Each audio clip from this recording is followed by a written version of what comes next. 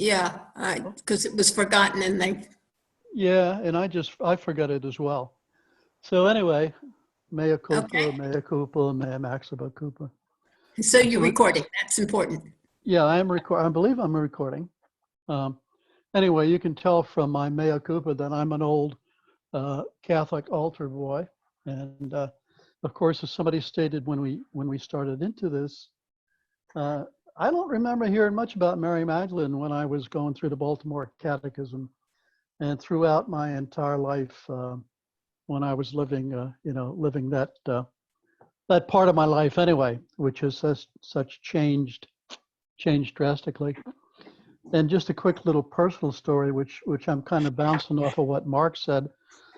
I went to several actually seminars and workshops on the Magdalene last year, and one of the ones that I went to was up at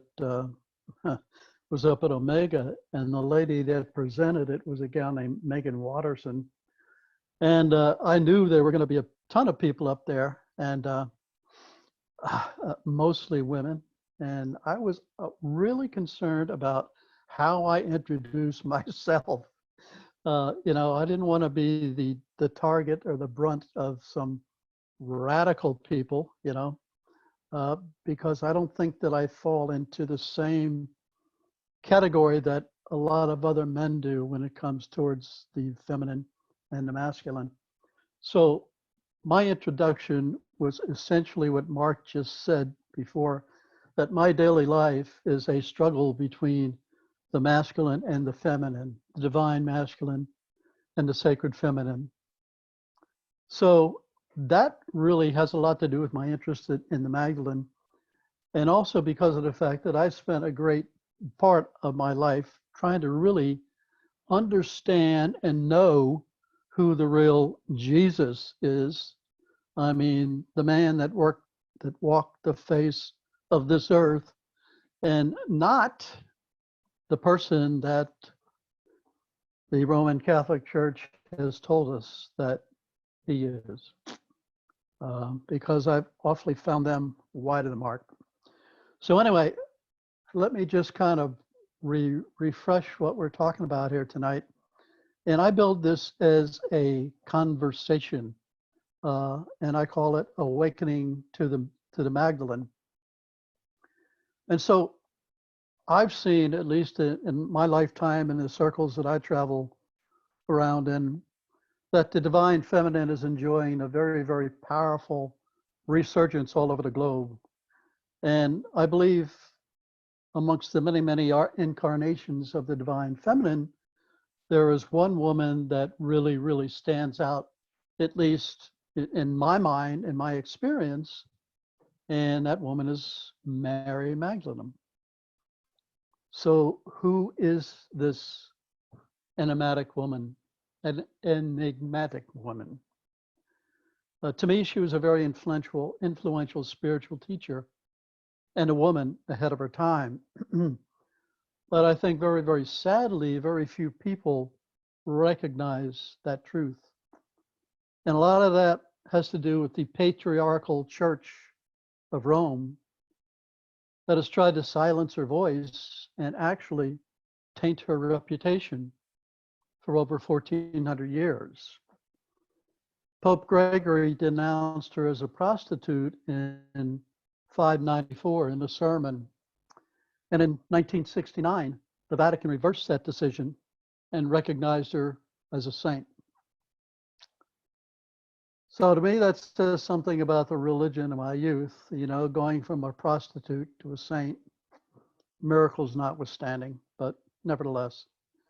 And it really, really all depends upon who was in power at the church at the time, and who they choose to adapt and who they choose to, where they want to lay their bets. So in this conversation, and again, I do say it again, it's a conversation. I'd like to take a deeper look at who Mary Magdalene is, or who she might have been. And our search will be informed by the Gospels of Thomas, Philip, and the Gospel of Mary Magdalene. Some of the things that we know, and then we'll go into a little bit deeper, is that Jesus appeared to her first at the resurrection.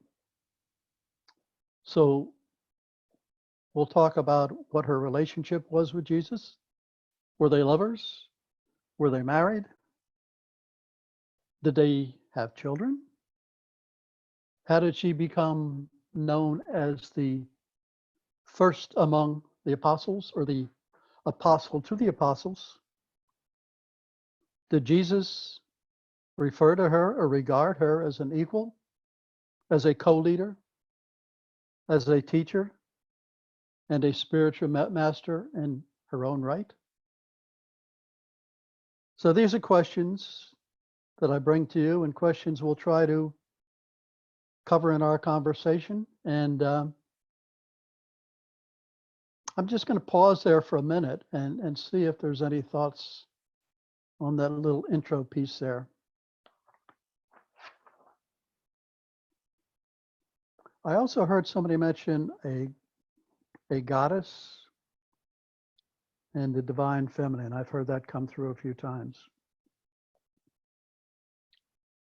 No thoughts, no comments, no observations.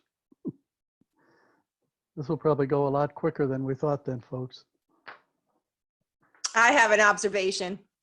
Okay. Nothing about what you just said, just that I like that you have angel soft in your background behind you. Oh, is that the name of it? Just thought it was a good observation. All right. Thank you. So anyway, you won't find these answers in the New Testament. And you won't find them because the Roman Empire, Constantine, had his church leaders select the Gospels that would be included in the New Testament at the Council of Nicaea in 325 CE. And actually what he was doing, it was kind of a power play. He was trying to unite the Roman Empire and, just bring under things under more control than he thought he had at that point. So the Gospels of Matthew, Mark, Luke, and John were selected. And they contain just about everything we know about Jesus, with the exception of some writings by Josephus, who was a Jewish scholar. All other Gospels at that time were destroyed or ordered destroyed by Constantine on pain of death. Now, the New Testament didn't really come out. It didn't hit the streets until, I believe, 367.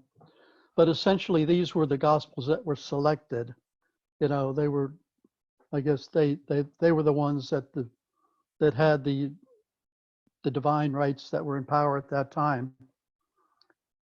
So you'll really have to research the Gnostic Gospels of Thomas and Philip and the Gospel of Mary Magdalene to get a fuller picture of who Jesus really was. And if you don't mind, from here on out, I'm going to call Jesus Yeshua because of my studies of the Gospel of Thomas. I don't relate to Jesus. To me, Jesus is the guy of the organized religion. He's the person or the persona of the Roman Church. And Yeshua to me is more the man that really walked the face of the earth, at least according to my studies. So there were 52 Gnostic Gospels, and they were discovered in a cave in Nag Hammadi, Egypt in 1945. The Gospel of Mary Magdalene is not considered amongst the Gnostic Gospels by most scholars. It did not show up in the urn at Nag Hammadi. It was actually discovered in Cairo, Egypt, in 1896, and it was in a private collection, but it was not made public till 1955. So these non-Orthodox Gospels, or the Gnostic Gospels as they are referred to, And Gnostic comes from the Greek word, and it really means knowledge. And the actual denotation or connotation of Gnostic means people think of it as mystical knowledge. In other words, things that are learned in mystery schools. And as I've delved deeper and deeper into the 30 lost years of Yeshua, I've discovered that he studied in a very many mystery schools, as did Mary Magdalene and Mary, the mother of Jesus. So some of the things that aren't widely known is that the inner circle of Jesus, or Yeshua, included both men and women. And they were to him all on equal footing. This is not really evident in the canonical Gospels. There was really no distinction made between a male group of disciples and a female group of disciples. But Mary Magdalene was clearly in the inner circle. She was regarded as an equal by Yeshua and also as a co-teacher. And I think as most of us know, in the final analysis, their primary message was the transformative power of love. And Mary was seen or regarded as first amongst the apostles, mostly because she got him. She got his message. She got what he was teaching. She fully understood what he was teaching, and she could reproduce it in her own life. She lived it in her own life. And thus, her position of leadership was earned and also validated by Yeshua.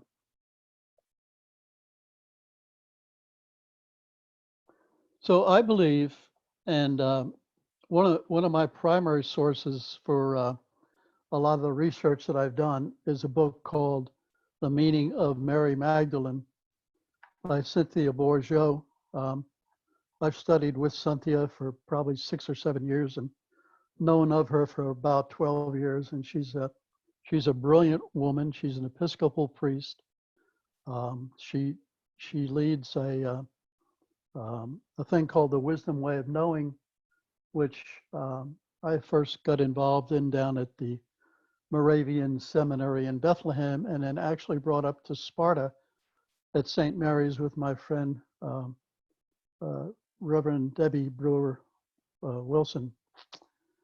And Cynthia is a consummate researcher, and just about anything she says that I'll take to the bank. So Mary Magdalene is clearly in a very special relationship with Jesus.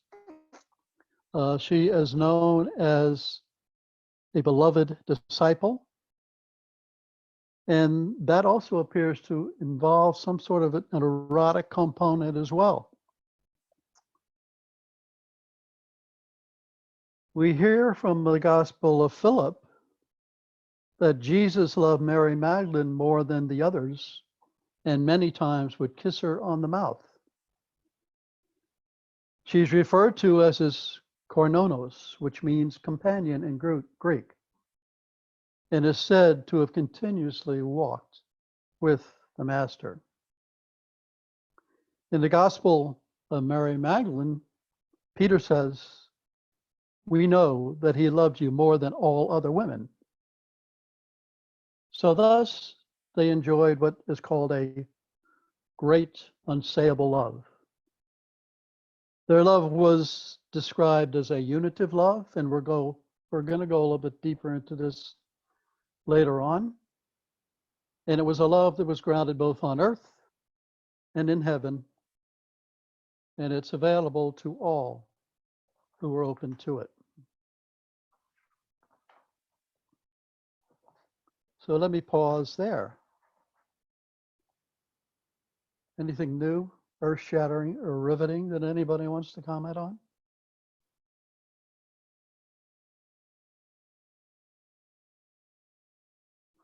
This was not intended to be a monologue.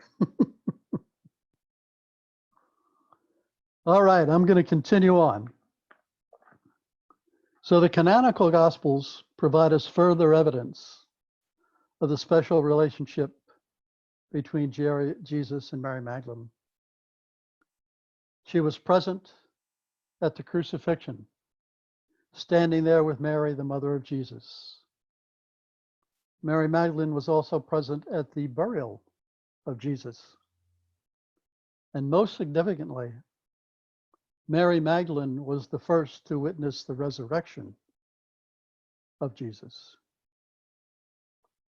All four Gospels state that Mary Magdalene is the first eyewitness to the resurrection. Now, this is an honor of the highest magnitude. Not even Mary, the mother of Jesus, is mentioned as being present at the resurrection. Jesus appeared first to Mary Magdalene before any of the other apostles, and then she carried the word to the other apostles. And that is what earned her the title of the apostle to the apostles. So I just think that it says a great deal about their relationship, that she was the first that Jesus appeared to.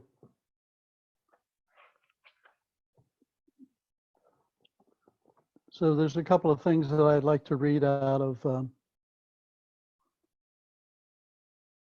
of Cynthia's book, The Meaning of Mary Magdalene. So as I stated previously, all four Gospels identify Mary Magdalene as having been the first witness to Jesus' resurrection. And they all single her out individually in this role. And I have these specific passages if anyone is interested. But of the four accounts, John is by far the most extensive and dramatic. Just as an aside, we're not really sure who the authors of these Gospels are. They're attributed to Matthew, Mark, Luke, and John. Some say that Mary Magdalene is actually John. So, I just put some of these things out. I have no positive confirmation or truth, but I put them out as possibilities and theories. So anyway, Mary arrives alone at the tomb in the early hours of the morning to discover that the stone blocking the tomb has been rolled away. My understanding is that she went there with ointments and unguents and all that sort of thing to anoint the body, which is something that the wife of a man would do back in those days. She hurries off to find Peter and the disciple whom Jesus loved, who race each other to the site. They discover the tomb empty and the grave cloths rolled up and return home in bewilderment. After the two of them have gone their way, Mary stays behind, weeping beside the tomb. Then, in a unique and immortally reverberating encounter, she turned around and saw Jesus standing there, but she did not recognize him. Jesus said, "Woman, why are you weeping? Who are you looking for?" She thought it was the gardener and answered him, "Lord, if you have taken him away, tell me where you have put him, and I will go and remove him." Jesus said to her, "Mary." She turned and said to him, "Rabboni," which means master. Jesus said to her, excuse me, "Do not cling to me. You see, I have not yet ascended to my Father. But go to my brothers and say to him, I'm ascending to my Father and your Father, to my God and to your God. So Mary went and announced to the disciples, I've seen the Lord, and this is what he has said to me. And it's on the basis of that announcement that Mary earned the traditional title of Apostle to the Apostles, the first to witness the resurrection. And she is the one who commissions the others to go out and announce the good news to the other apostles, the other disciples. To me, this is a truly significant piece of work in understanding the relationship to Mary Magdalene and Jesus. The fact that she is first to witness the resurrection. She was also a witness to the crucifixion. So all four Gospels either directly mention or allude to the fact that Mary Magdalene was present at the crucifixion. And I've got the four references if you'd like them. In Matthew and Mark, the emphasis is on distance, both physically and functionally. Matthew specifies that the women watched from a distance and that they followed Jesus from Galilee and saw to his needs. Magdalene is singled out in this passage as belonging to this group. While distance is a motive in Matthew, Mark, and Luke, in the Gospel of John, the action moves up close. It is specifically noted that Mary Magdalene stands at the foot of the cross, together with Mary, the mother of Jesus, and Mary, the wife of Cleophas. I honestly don't know who that is. Her presence is neither explained nor further developed, but her witness is specifically noted.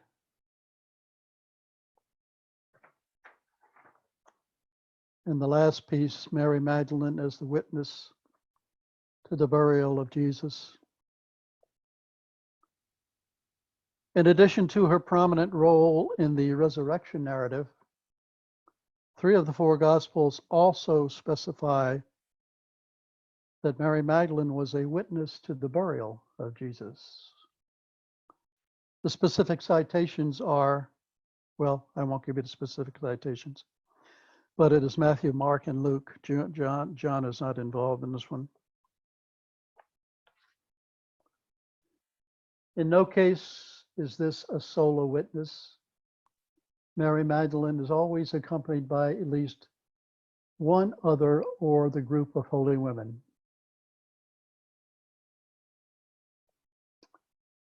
In Mark's account,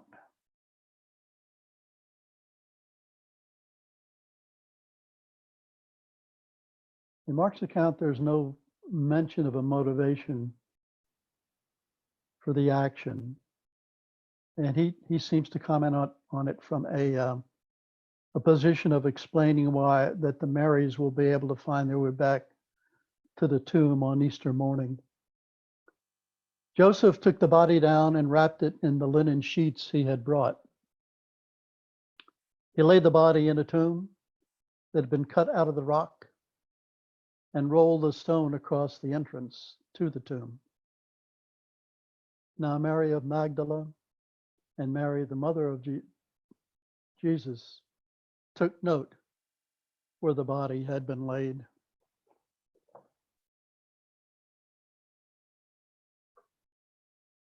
Well, some pretty good evidence. I've got a dog barking outside. Excuse me while I close the door.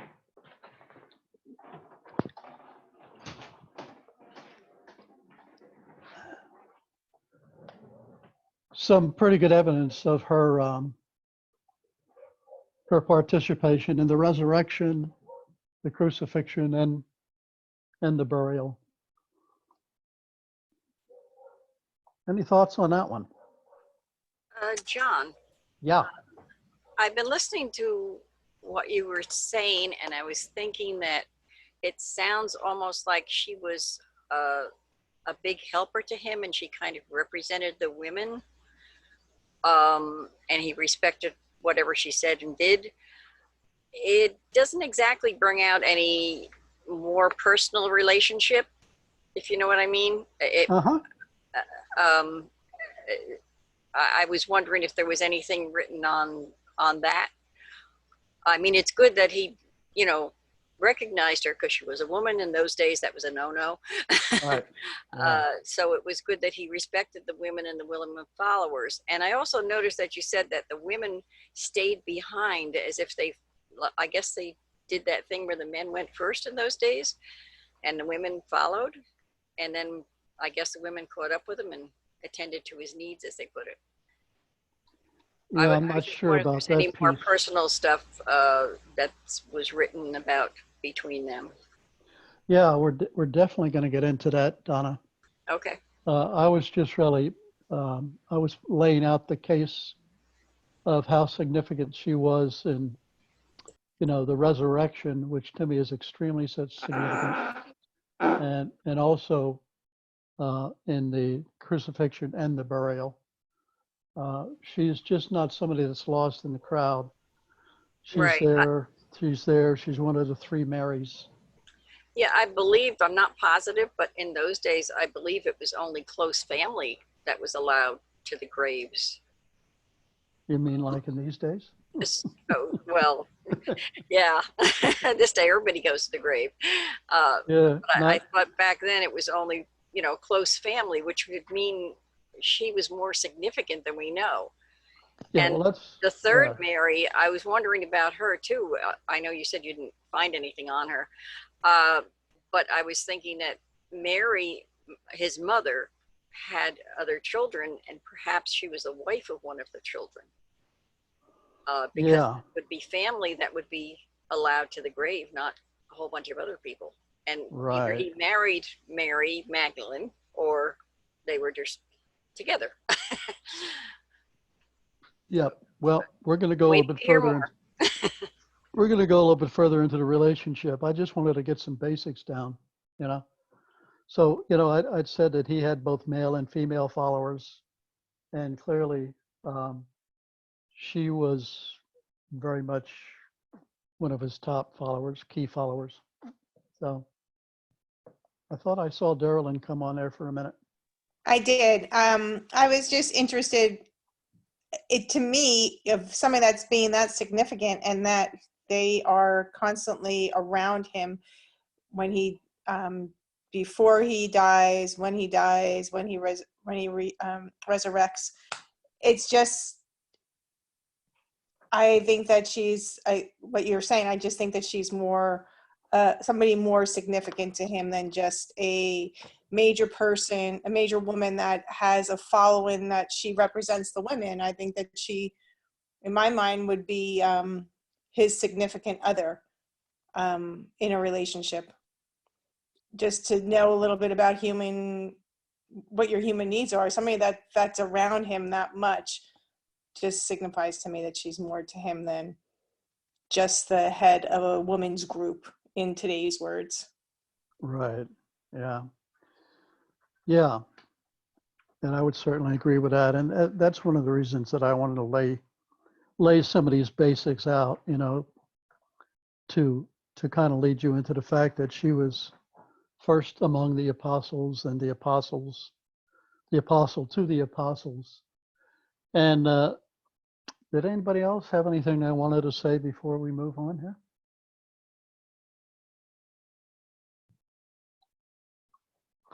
Okay, so now, now I'm going to move into another whole new other section. The thing that what Donna just mentioned about a little bit more about the relationship to the two of them. And as I mentioned earlier, I used the phrase Mary Magdalene was regarded as the beloved disciple. And there's a whole section in Cynthia's book about Mary Magdalene as beloved. And they talk about reclaiming the path of romantic love as we know it, as humans, and the path of conscious love. So what I want to go into now is the path of conscious love. So Jesus and Mary Magdalene follow what is known as the path of conscious love. And conscious love is a warm-hearted, life-affirming, relationship-based path. The word conscious makes it clear that the emphasis is more on transformation than there is on romance. So conscious love is love in the service of transformation. We have these two beings coming together with a goal of transformation. Not to say that physical intimacy is excluded, but it is couched in much different terms. It is couched in sacred terms. So the key elements of conscious love, and you've got to bear with me here because I get into some theological stuff. The key elements are called kenosis, abundance, and singleness. And I'm going to talk a little bit more about these and hope that I can convey more of a feeling than a definition of what conscious love is all about. So kenosis comes from a Greek word which means to empty oneself. And it's best exemplified by Logion 21 from the Gospel of Thomas.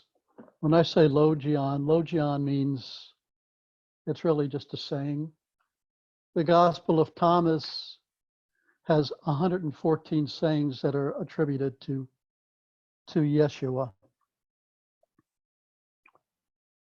So when we talk about this self-emptying, we're talking about an outflowing, an outpouring, an emptying of oneself, a not holding back at all, you know.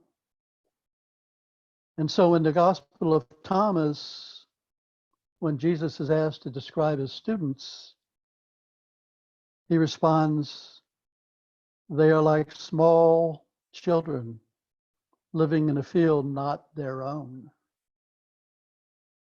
When the landlords returned and demand, 'Give us back the field,' the children return it by simply stripping themselves and standing naked before them." So stripping oneself and standing naked is the essence of kenosis. As I mentioned earlier, it's a total outpouring and outflowing of oneself. Sorry. It's similar to non-clinging and non-attachment that we find in Buddhism, but it has a warm spaciousness to it, which is more like letting it be than letting it go. So if you can just imagine that this total giving of oneself, is that being one of the primary characteristics of the love that existed between Mary and Yeshua. Holding nothing back, total kenosis, total outpouring, a total outflowing, and a total letting go.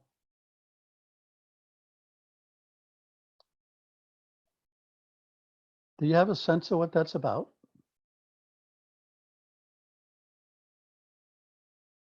Yeah, I got you. Good. 1 out of 18. But I don't know, some of you other women, I mean, have you experienced that in your lifetime? Or would you like to experience that in your lifetime? But yeah, I mean, when you're just, Dee sent a thumbs up. Did you see it? yeah, I saw it. Yeah. I saw the thumbs up. You know, when you're just totally giving of yourself, and it's hard to imagine in the human condition, you know, that total outpouring, that total giving. You know, me, I, we might do it occasionally, but as a way of life, it takes a different kind of person. So the second pillar of conscious love is living from abundance. And I guess a lot of times when we think of abundance, we think of financial abundance, but there's a whole attitude of abundance and living from abundance as opposed to living from scarcity. So this abundance, or the sense that everything is abundant, that was integral to their personalities. And it's this over-the-top generosity that we see in the parables like the prodigal son, the Good Samaritan, the loaves and fishes, and the changing the water into wine at the wedding at Cana, I'm not sure. So this core principle of Yeshua's teaching and Mary's teaching, because I believe they were co-teachers, they were co-leaders, except that she was diminished by the church and he wasn't, right? So this core principle can be summarized as giving is receiving. And, you know, we say what you give is what you get. But the whole principle is, again, if you marry up kenosis, the total outpouring, and you add abundance, the total giving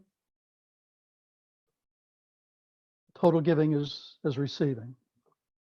And it's its own reward. And so to experience abundance is to see from oneness. And that leads us to our third principle, which is singleness. And singleness is Yeshua's word for attaining a state of non-duality. In Logion 5 from the Gospel of Thomas describes the state in which one sees from wholeness and lives in abundance. And Logion 5 says, come to know the one in the presence before you, and everything hidden from you will be revealed. So if we can come to live in this state of non-duality and live in this state of abundance and oneness, everything hidden from us heretofore will be revealed. Excuse me. What do you Yeah. mean by the state of duality? The state of duality. Yeah. That's when things are separate. You know, most of the time in our world, we look at things as separately. We don't walk along and consciously live in a state of unity or non-duality. You know, when we're okay, so when you're saying singular, you don't mean singular as separating, you mean singular as one. right. Oh, Right. Okay. Right. Gotcha. All righty. Good catch, Donna. Good catch. And I'm going to describe that a little bit more. So when we were able to view the world through the single lens of wholeness and make the two become one, that's when we become united with the creative force of the universe. That's when we are one with God, more or less.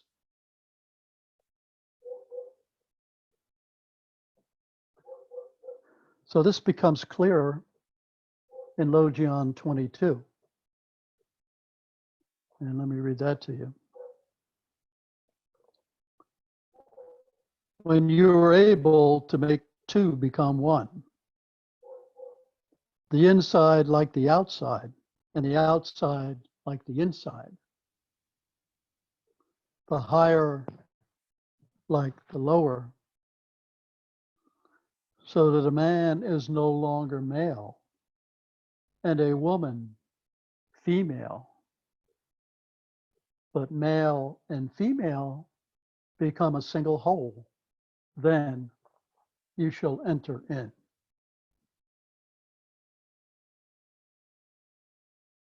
So the key emphasis here is on two becoming one. And one of the earliest titles given to Yeshua was the Unified One.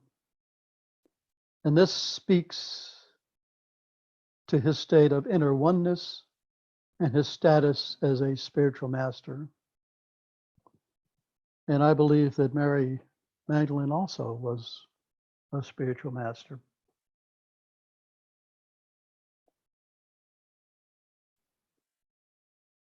So that's kind of like an intro to conscious love.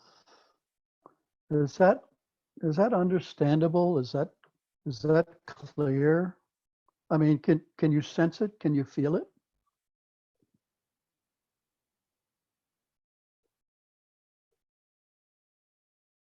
I got the idea, but I mean, I know Jesus was that way, but I don't know about the rest of us. That sounds like a very hard thing to stay in that mindset. True, but I would think that we've all had maybe glimpses of it, or, you know? Yeah, if you go into meditation and stuff, I'm sure that's a glimpse of it. It's just hard to bring that back into our everyday life and, stick with it, so to speak. Yeah, yeah. Yeah, it is. I mean, but we're describing two spiritual masters here. Yeah. And And then of the other question is, if Mary Magdalene was that way, then actually she could have, traveled around and spoke the gospel as well as Jesus, but yet we didn't hear anything about that, at least as far as I know. We didn't hear anything about it, but I believe she did. And she certainly continues to do that after his death and resurrection. Too bad we didn't have more women writing back then. They probably would have told us all about her. Well, the interesting thing is we've got to realize that everything that was written down. Goal balls out on purpose, or? Yes. Excuse me? Sorry. Sorry, that was my son. Oh, okay. No, we got to remember that we're dealing with a firmly entrenched patriarchy here. Everything that all the doctrine, all the philosophies, all the laws of the Roman Catholic Church were originated by men, recorded by men, and they were transmitted by men.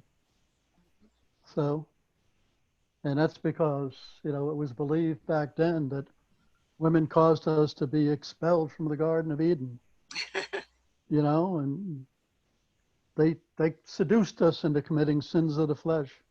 Oh my. The church has a real issue with sexuality, always has had a real issue with sexuality. Yeah. But we have to remember it's male dominated, and it's patriarchal. It's the patriarchy. And those are the people that are running the show at this particular point in the world. Yeah, the church had to control somehow. So that was one of the ways they did it.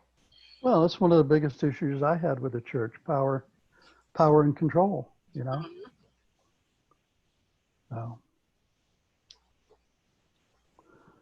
So somewhere along the way, Jesus and Mary Magdalene became acquainted. The Gospels don't tell us how. They just say that she simply appeared amongst his followers. But there is a story that exists in the Gnostic Gospels that describes their first meeting. And let me read you about that. That a crowd had gathered around him, and she hid herself in the back, hoping to remain unseen. But while the anointed, that being Yeshua, was speaking, at one point he glanced at her, caught her gaze, and something passed between them. She was thunderstruck. An energy and a vibration filled her whole body. Her sight opened, and she saw his true form as light and fire and truth, and a love such as she had never known welled up in her.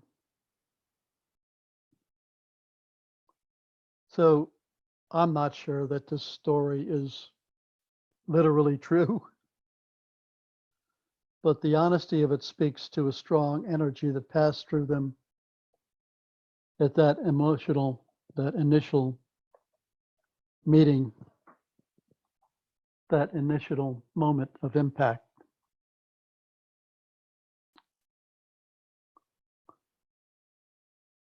Cynthia goes on to say that there was something special about their relationship, something not simply reducible to teacher and devotee. In all attempts to hedge and prevaricate about its nature merely render its energy more palpable. The unspoken bond between them reverberates in even the highly muted accounts of the canonical Gospels,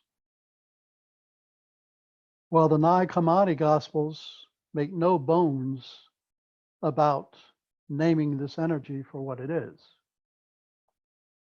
For, and this is a quote, "For we know that the Savior greatly loved you above all women," Peter announces forthrightly in the Gospel of Mary Magdalene. The Gospel of Philip is explicit about the nature of their relationship. She is his companion, his koinonos, a term whose meanings can range from consort to spouse, but which at any rate implies a committed partnership.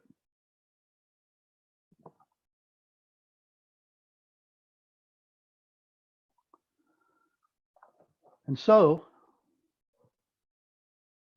we return to the path of conscious love.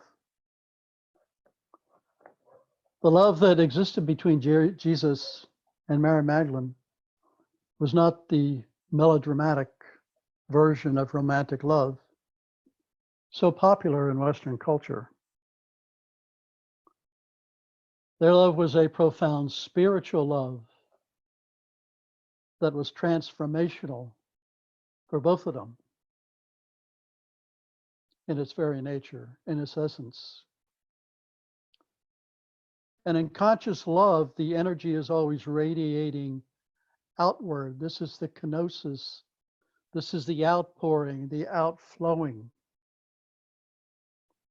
Both partners become one with Source. They receive from Source and act as Source by making everything they have received flow back to source.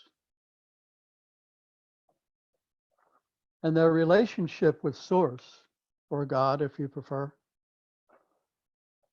becomes an authentic spiritual path.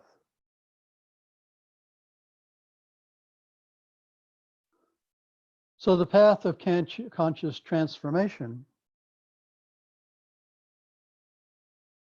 is not intended to fulfill our physical and emotional needs, but to accelerate the process of our unitive, non-dual awareness. We strive to become a fully realized human being. And a fully realized human being is one who acknowledges that they are both human and divine. That's who Yeshua is. That's who we are. Our true selves are both human and divine. So John Welwood, the author of Journey of the Heart, The Path of Conscious Love, says it like this: a conscious relationship is one that calls forth who you really are. And instead of looking into a relationship for shelter, we could welcome its power to wake us up in the area of life where we are asleep and where we avoid naked, direct contact with life. This approach puts us on a path. It commits us to movement and change, providing forward direction by showing us where we most need to go. Embracing relationship as a path also gives us practice, learning to use each difficulty along the way as an opportunity to go further, to connect more deeply, not just with a partner, but with our own aliveness as well.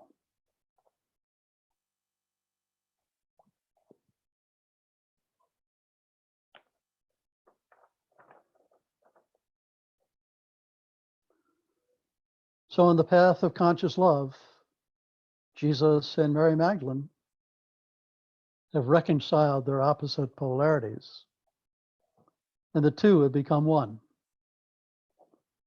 They have become completed human beings, both human and divine. And as we saw in Logion 22 of the Gospel of Thomas, a man is no longer male, and a woman female, but male and female become a single whole. And according to the Gospel of Philip, those who have attained this oneness of being are called the holiest of the holy ones.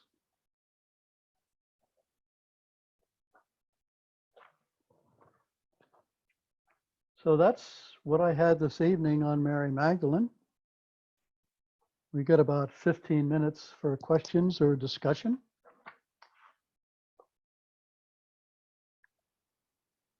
The floor is open.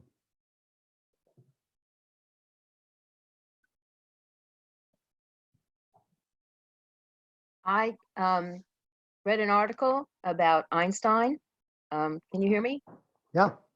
And in the article, it was discussing that he wrote many, many letters to his daughter, and he said what was in them was so powerful to not release the information until 10 years after his death. And in one of his letters, he said that he had figured out the equation for love, just like he figured out E = mc². And ultimately, to the right of the equal sign, God is love and love is God. And he didn't feel that people were ready to understand exactly what he was talking about, this being the greatest power in the universe and being able to take it and embrace it. So rather than labeling a love, whether it's platonic or intimate, brother, sister, friend, teacher, whatever, just to learn to embrace the extreme powerful expression of the meaning of love was something that he was hoping that this information would point people towards. So I just thought that was interesting, that Einstein had this view.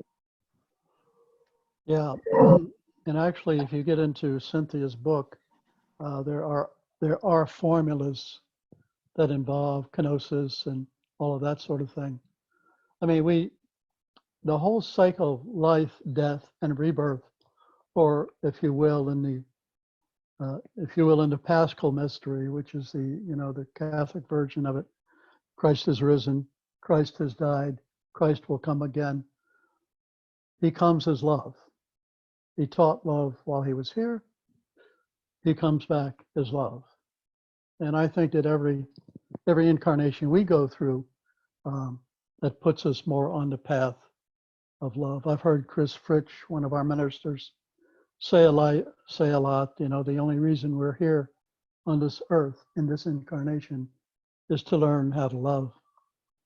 And of course, one of the mottos at ISD is that let only words of love be spoken here. And that was their primary message. I mean, I mentioned that right up front. That was the primary message that they taught. Thanks, Jenny. You're welcome. Is it written anywhere about what happened to Mary Magdalene?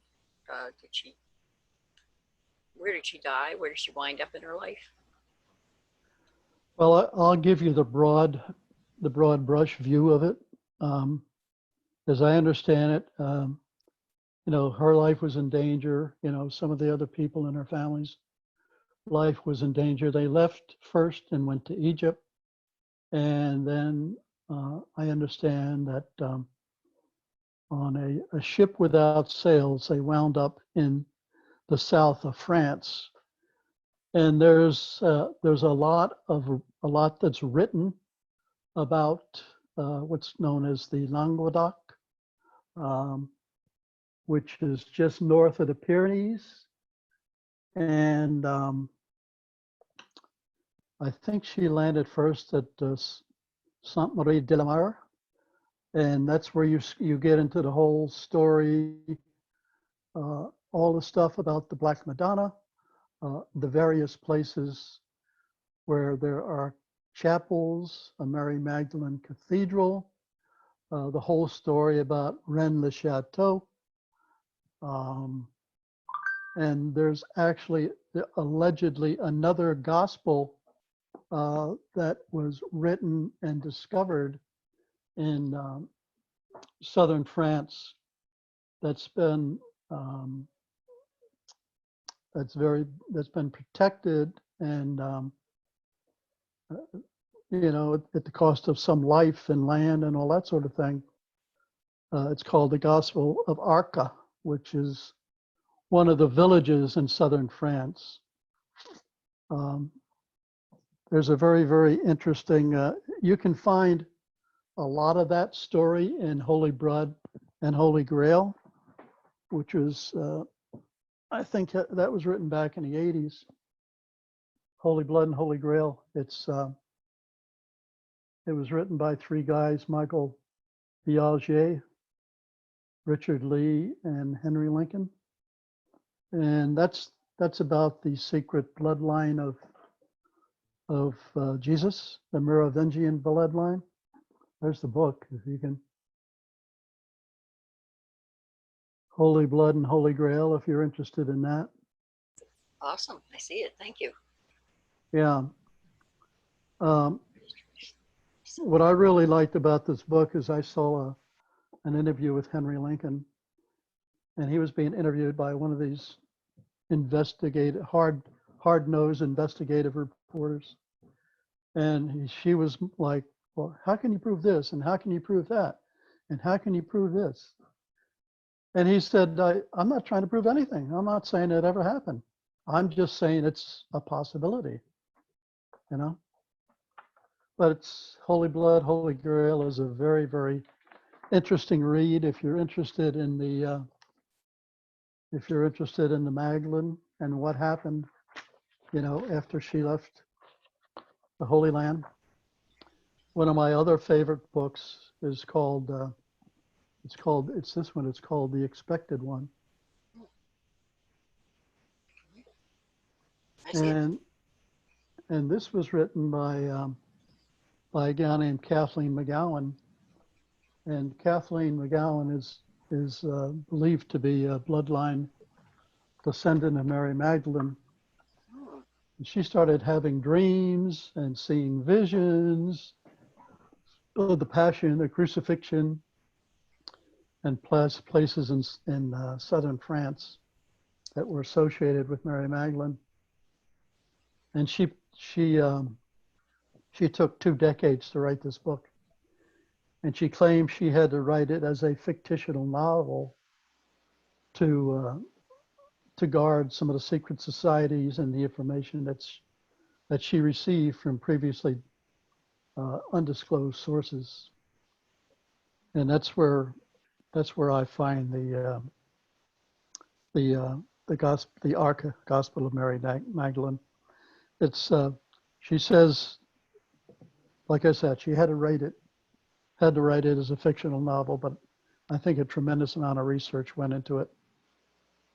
It's a great read. I presume she put in there what she actually experienced in her dreams and stuff. Oh yeah. You mentioned before of Black Madonna. Is Yeah. that supposed to be referring to Mary Magdalene? Yeah. There's a whole, I'm going to say cult, and I don't mean that in a negative sense, but there's a whole group of people that are very much committed to this whole thing and about the Black Madonna. And there's a big festival every year on Mary Magdalene's birthday, which is July 22nd in Sainte Marie de la Mar. There's a Cave of the Egg where she allegedly lived. There's just an awful lot about it. Some think it relates to her. Some think it relates to a woman named Sarah. We're not sure if Sarah was the daughter of the Magdalene and Yeshua, or if she was a servant girl in their employ. She was a very dark-skinned woman that was with Mary Magdalene when she arrived in southern France. Wow, that's interesting. Yeah. So maybe she did get a chance to preach what she learned from Jesus. Well, some believe that they had children. Some believe that they did not have children, but their offspring was the spiritual transformation that they both lived and taught. So if you read Cynthia's book, which I've quoted from tonight, the Meaning of Mary Magdalene, she believed that their progeny, as she calls it, were their teachings, what they created. Interesting. Okay. Still doesn't explain descendants, but okay. Well, you'll find that in Holy Blood, Holy Grail. Okay. Holy Blood, Holy Grail goes through the whole Merovingian and goes into a lot of the legends in southern France. Okay. Sounds good. Thank you. Mm-hmm.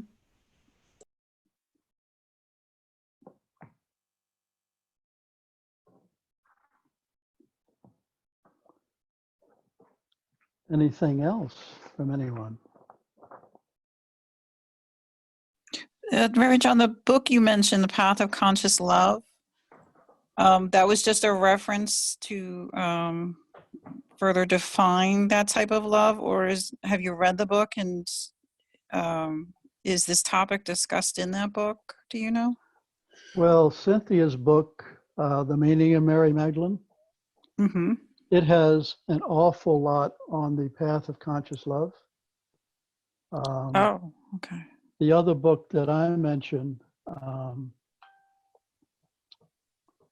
was by John Wellwood. And John Wellwood is a contemporary an author. And his book is called Journey of the Heart, The Path to Conscious Love. Oh, yes, correct. Journey of the Heart, The Path to Conscious Love. That Journey one, of the Heart, The Path to Conscious Love. Yeah. Now that book was printed in 1990. It's not the only book that Wellwood wrote. He's a prolific author. Okay, thank you. Yeah. Well, if there's sufficient interest in the Magdalene, I thought about the possibility of starting a book club. And if anybody is interested in that sort of thing, you could email me, and we could actually get it on the calendar at ISD. I believe somebody mentioned earlier on they had a whole library of books on the Magdalene, and I would very much enjoy getting a whole discussion group together and starting, reading a book or picking one out and meeting, say, on a monthly basis.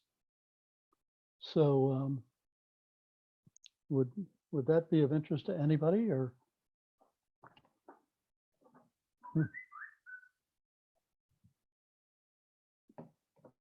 Okay. What, do you get a sign-up sheet out? Well, I can give you my email. And it doesn't sound like there's an awful lot of interest. You're the only one that signed up here, Donna.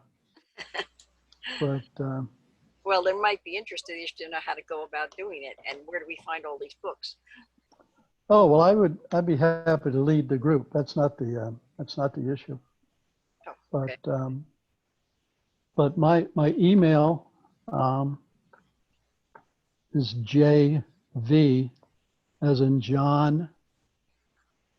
The V is a V as in Victor. Drinkard, DRINKARD,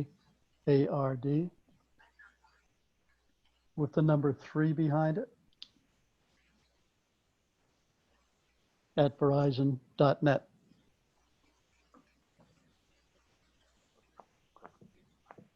Oh, no, I got it. And if anybody is really, really interested in this stuff, like I said, I've got a friend that's leading a tour in southern France in October. And she's been going over there for years, and she has a whole group of French women that are part of this Mary Magdalene, Awakening to the Magdalene. She stays with the French families when she's there, and she speaks fluent French. She hears the stories, which many of which are passed down in an oral tradition from family to family. And if you're interested in doing something like that, you can let me know. So I think, to just kind of wrap it up, one of the reasons that I pursue this sort of thing, and what's really at stake here for me and why it matters, I think it influences the status of women in our society. And I think the record, things are getting better, but I think we really need to start setting the record straight. There was a time back in those days and in the in the Gospel of Arca, they talk about the dark days. And those were the days when women were considered lower than livestock. And Peter even said that Mary should leave us. Peter, one of the disciples, should even leave us because women are not worthy of this life, this spiritual life, if you will. And I mentioned earlier on that Pope Gregory had denounced Mary Magdalene as a prostitute in 594. And that was the Catholic Church's official position on Mary Magdalene for nearly 1400 years, until it was repealed by the Vatican in 1969. And she was recognized as a saint by the Catholic, Eastern Orthodox, Anglican, and Lutheran churches. Do you have any idea what possessed him to do that? To actually make her a saint where they had her positioned? Well, it was where they had her position was erroneous to begin with. I think they finally came to their wits. And I think it had a lot to do with the, the interest in the divine feminine and how things are changing in this world.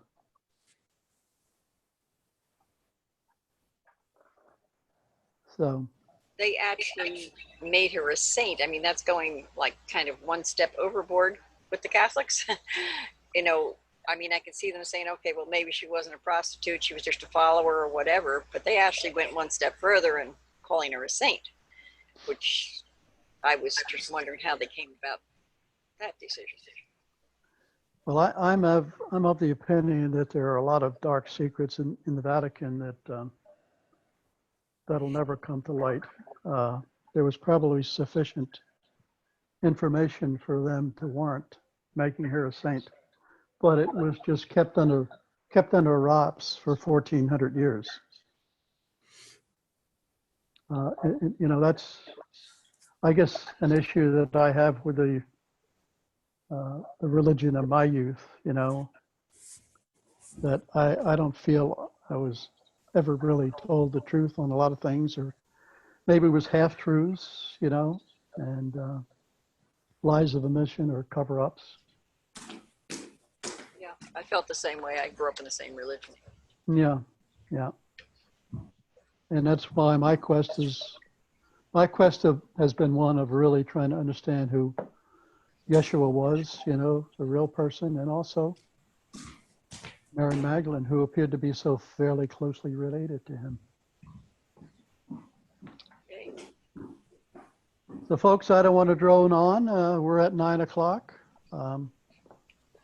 If I haven't put you to sleep already, you can certainly go to bed now. Oh, geez. But I want to thank everybody for attending and for turning out. And if you do have any interest in pursuing this any further, please just drop me an email. Or if you have any other ways of getting a hold of me, like Facebook, or if you happen to have my cell phone, please do it. And thanks all once again for attending and hanging in there. Thanks very much, John. Thank you. Thank you. Thank you so much. Very interesting. Thank you so much. You bet. Thanks, Thank John. you.